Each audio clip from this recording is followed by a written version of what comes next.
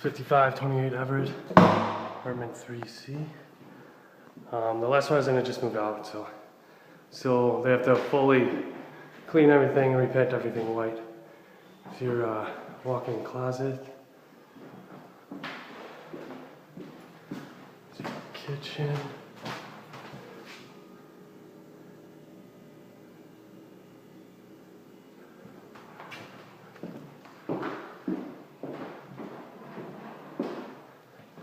Bathroom.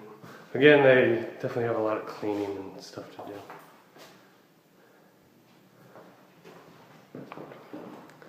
And then this, your coat closet. Basically, you have like an alley view.